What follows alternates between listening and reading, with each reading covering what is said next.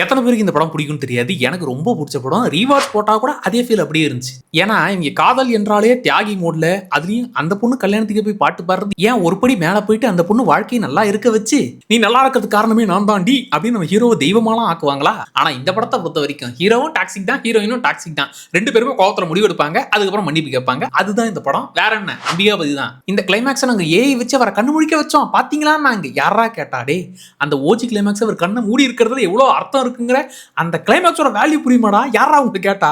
ஆக்சுவலா இந்த படத்துல இந்த கிளைமேக்ஸ் எல்லாரோட ஃபேவரட்டா இருக்கும். எனக்கு அதை தாண்டி சில மூமெண்ட்ஸ்லாம் இருக்கு. முக்கியமா அந்த பொண்ணோட கல்யாணத்தை போய் நிறுத்துறது. அங்க போயிட்டு நம்மளே டே இவளுக்காக இதெல்லாம் நான் கத்துக்கிட்டேன் எங்க அடுத்துலன்னு சொல்றா.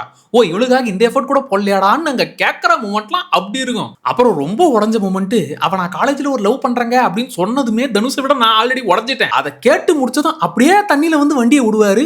பக்கம் பக்கமா டைலாக் பேசுறதை விட அந்த ஒரே சீன்ல உன்னை மொத்தமா தலைமொழிகிட்டேன்னு சொல்லாம சொல்லியிருப்பாரு. ஹீரோயினும் சும்மா இல்லைங்க, அவன் ஆளையே கொண்டு விட்டு ஹீரோவா வர ஆகிறானான்னு சொல்லி அவங்களும் கோவப்பட்டு முடிவு எடுக்கிறது, அதுக்கப்புறம் மன்னிப்பு கேட்க நினைக்கிறது. இதுல இவங்க ரெண்டு பேரும் சேர்றதுக்கான துளி கூட பாசிபிலிட்டி இல்ல. ஆனா இந்த பாரு ஏதோ தெரியாம நான் கோவப்பட்டுட்டேன், என்னை ஏத்துக்கோன்னு சொல்லல, அட்லீஸ்ட் என்ன மன்னிச்சிரு. அதைத்தான் ரெண்டு பேருமே ஃபீல் பண்ணுவாங்க. இதுக்கெல்லாம் நடுவுல ஏஆர் ரஹ்மான் வாசிச்சு நம்மள ஒரு வழி ஆக்கிடுவா. அப்படி